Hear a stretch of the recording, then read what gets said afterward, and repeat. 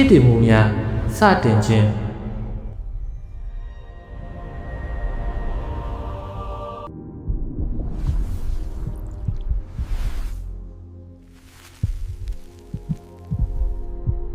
လွန်ခဲ့တဲ့နှစ်တန်းပေါင်း 73.8 ဘီလီယံလောက်ကနေရာလည်းမရှိအချိန်ဆိုတာလည်းမစသေးတဲ့ဗလာနယ်တစ်ခုရှိခဲ့ပါတယ်။ဒါပေမဲ့လည်းမမြင်နိုင်တဲ့စွမ်းရည်လှုပ်ရှားမှုလေးတွေတော့ရှိနေခဲ့ပါတယ်။အဲ့ဒီလိုနဲ့ရုတ်တရက်စွမ်းရည်အတက်အကျတွေဟာမမျော်လင့်မဲ့အလွန်အမင်းများပြားလာခဲ့ပြီးအလွန်ကြီးမားတဲ့စွမ်းရည်ကြီးတစ်ခုအဖြစ်သို့ပြောင်းလဲသွားပြီးတော့ပေါက်ကွဲမှုကြီးတစ်ခုကိုဖြစ်ပေါ်လာစေခဲ့ပါတယ်။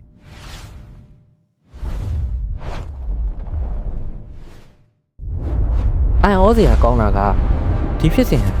ရက်တောင်တစ်ခက်စာတစ်စက္ကန့်ရဲ့တတန်းမုံတပုံလောက်သာကြာမြင့်ခဲ့ပေမဲ့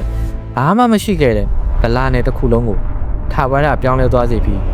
ချစ်တူမှုတွေကိုစတင်မွေးဖွားလာပါတော့တယ်။ပောက်ကွဲမှုကြီးဖြစ်ပြီးတဲ့နောက်မှာအပူချိန်တွေဟာစိတ်ကူးလို့တော့မရနိုင်တဲ့အထိမြင့်တက်လာခဲ့ပါတယ်။အဲ့ဒီအချိန်မှာအခြေခံစွမ်းအားကြီးလေးခုဖြစ်တဲ့ dry ဆွဲအားလျှက်စစ်တန်လိုက်အား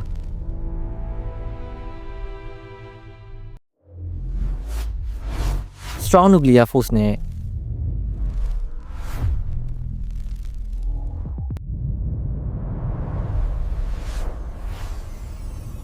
weak nuclear force တွေဟာတသားတည်းပေါင်းစည်းနေပြီးတော့ super force အနေနဲ့ရှိနေခဲ့ကြပါတယ်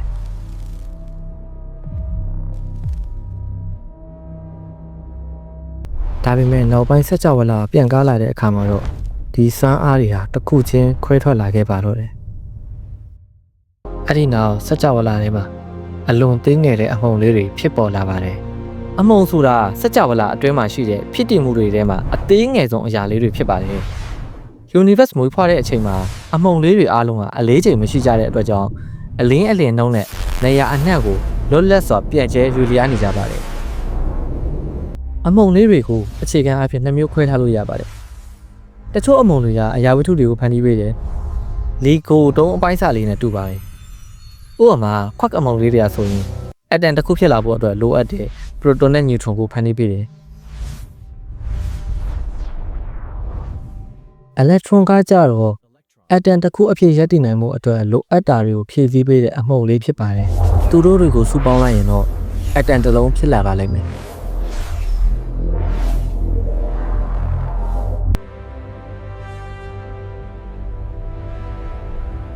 အဲ့ဒီကနေမှတဆင်ချိုးရီလူတွေဆိုတာဖြစ်လာကြတာပါ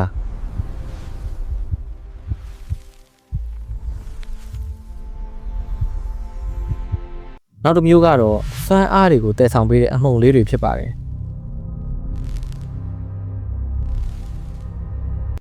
ဒါကတော့လီကိုတုံးလေးတွေကိုကပ်ပေးတဲ့ကော်နဲ့တူပါတယ်ဥပမာဂလူဝွန်ဆိုတဲ့အမုံလေးတွေကအက်တန်တွေကွဲထွက်မတော့အောင်စုစည်းပေးထားတာပါသူတို့ကမရှိရင်အမုံလေးတစ်ခုနဲ့တစ်ခုစုပေါင်းနိုင်မှာမဟုတ်တော့ပါကြစားစီကွဲထွက်သွားမှာဖြစ်ပါတယ်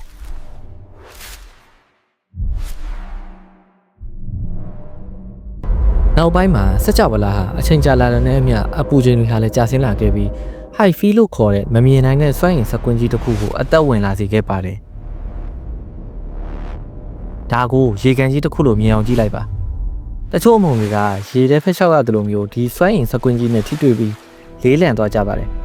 ဆိုလိုတာက high field နဲ့အပြန်အလှန်တက်ရောက်မှုရှိတဲ့အမုံတွေဟာ mass ဆိုတဲ့ဓာတ်ထုရရှိလာခဲ့ကြပြီးတော့ gravity ရဲ့တက်ရောက်မှုစတင်ပြီးခံစားလာရပါတယ်ခွက်တွေနဲ့ electron တွေကလည်းဓာတ်ထုရရှိလာပြီးနောက်ပိုင်းမှာတော့ atom တွေကိုစတင်ဖွဲ့စည်းလာနိုင်ခဲ့ပါတယ်အလင်းအမုံတွေကြတော့ဓာတ်ထုရရှိခြင်းမရှိတဲ့အတွက် gravity ရဲ့တက်ရောက်မှုကိုမခံရတော့ဘာနဲ့မှမထိပဲလေထဲမှာပြန်နေသလိုမျိုးလွတ်လပ်စွာရွေလျားနိုင်နေကြပါတယ်။ mass ရှိလာတဲ့အမှုန်တွေဟာတော့ drag ဆွဲအားရဲ့တက်ရောက်မှုကိုခံရပြီးနောက်အရာဝတ္ထုတွေဖြစ်ပေါ်လာဖို့အစပြိုးလာခဲ့ပါတော့တယ်။အဲ့ဒီလိုနဲ့အမှုန်များဟာဓာတ်ခွဲခြင်း၊ဓာတ်ပြုခြင်းအရာဝတ္ထုများဖွဲ့စည်းခြင်းတို့ကိုစတင်လှုပ်ဆောင်လာနိုင်ကြပါတော့တယ်။ high field ဆိုတာမမြင်နိုင်တဲ့အရာတစ်ခုပါ။ဒါပေမဲ့ high field သာမရှိရင်အမှုန်တွေကလည်း atom ဆိုတာဖွဲ့စည်းလာနိုင်မှာမဟုတ်တော့ပါဘူး။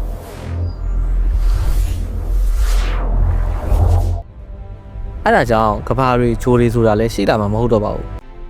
တစ်ပင်တွေလူတွေဆိုတာလည်းရှိလာမှာမဟုတ်တော့ပါဘူး အတူဆုံးပြောရရင်တော့ဖြစ်တည်မှုအားလုံးဟာလည်းရှိလာမှာမဟုတ်တော့ပါဘူးအမုံတွေဟာ mass တွေရရှိလာပြီးတဲ့နောက်ပိုင်းမှာ matter နဲ့ anti matter တွေဖွဲ့စည်းလာကြပါတယ်ထို matter နဲ့ anti matter တွေဟာတစ်ခါတလေမှာတွေးဆုံတိုက်မိကြပြီးတော့စွမ်းအင်တွေရဲ့ဖြစ်သူပြောင်းလဲပြီးပျောက်ကွယ်သွားကြပါတယ်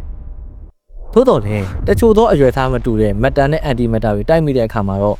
string ကြံရစ်တဲ့ matter တွေရှိလာခဲ့ပါတယ်အဲ့ဒီကြံရစ်ခဲ့တဲ့ matter လေးတွေကနောက်ပိုင်းမှာကျယ်တွေဂျိုတွေတက်ရှိတွေဖြစ်လာစေမယ့်အခြေခံအရေးမြစ်တွေဖြစ်လာမှာဖြစ်ပါတယ်ဒါပေမဲ့ထို့အချိန်ထိစကြဝဠာကြီးဟာအလင်းမရှိတဲ့အခန်းချင်းလေးတစ်ခုလိုပါပဲစကြဝဠာစဖြစ်ပြီးမိနစ်20လောက်ကြာတဲ့အခါမှာတော့အပူချိန်ဟာ10 degree Celsius အထိကျဆင်းလာခဲ့ပါတယ်အဲ့ဒီအခါကျမှ fusion reaction တွေကစတင်လာပြီးစကြဝဠာကြီးကသူ့ရဲ့ပထမဆုံးဓာတ်စင်တွေဖြစ်တဲ့ hydrogen နဲ့ helium တွေကိုမွေးထုတ်ပေးခဲ့ပါတယ်ဒါပေမဲ့ပြည့်စုံမှုတော့အခုထိလိုအပ်ချက်တွေရှိနေပါသေးတယ်ဟိုက်ဒရိုဂျင်နဲ့ဟီလီယမ်တွေဟာပြင်းထန်လွန်းတဲ့အပူချိန်ကြောင့်အီလက်ထရွန်တွေကသူတို့ကိုပေါင်းစည်းခွင့်အခုထိမရသေးပါဘူးစကြဝဠာကြီးဟာပြာမှုန့်တွေဖုံမှုန့်တွေနဲ့ဖုံးလွှမ်းနေတော့မှာဒီလိုနဲ့နှစ်ပေါက်3,800,000အကြာမှာတော့အပူချိန်ဟာလုံလောက်အောင်အေးမြသွားပြီးတော့မြူကိုးတွေကင်းစင်သွားပါတော့တယ်အီလက်ထရွန်တွေဟာလည်းပရိုတွန်တွေနဲ့ပေါင်းဆက်ပြီးတော့ပထမဆုံးသော neutral atom တွေဖြစ်လာကြပါပြီ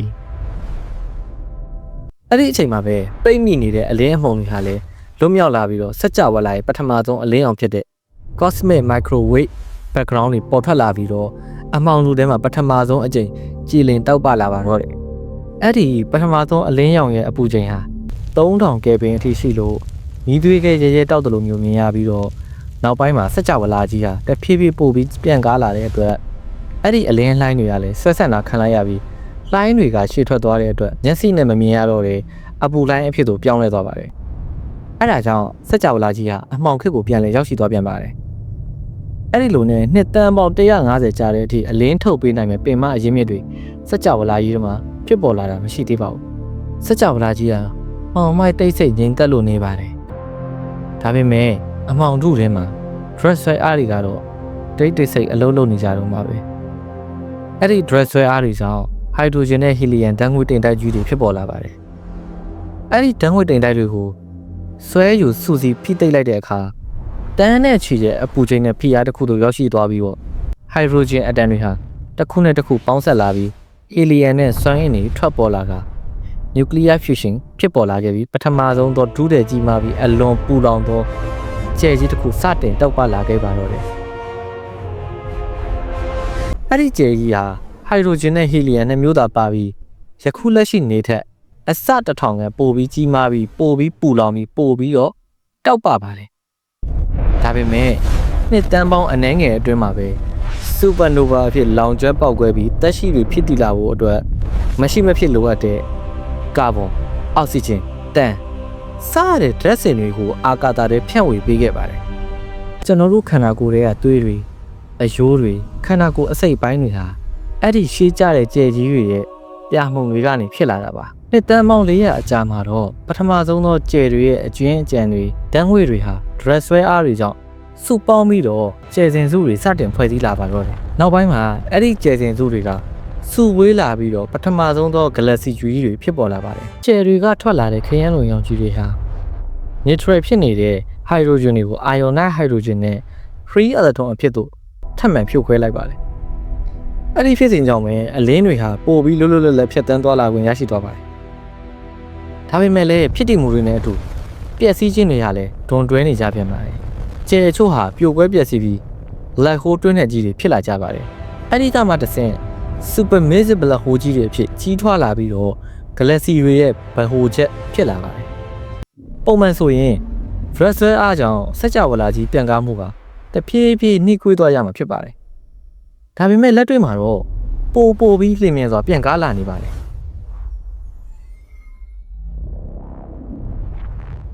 ဒါကိုဖြစ်စေတာကတော့ dark energy ပါသူကအာကာသတစ်ခုလုံးမှာနေရာယူထားပြီးတော့ galaxy တွေကိုတစ်ခုနဲ့တစ်ခုဝေးကွာသွားအောင်တွန်းထုတ်ပေးနေတဲ့တွန်းအားစွမ်းအင်တစ်ခုပါ dark energy ဟာကျွန်တော်တို့စကြဝဠာကြီးရဲ့စုပေါင်း68% ကိုလွှမ်းမိုးထားပါတယ်ကျန်တဲ့29%က dark matter ဖြစ်ပါတယ်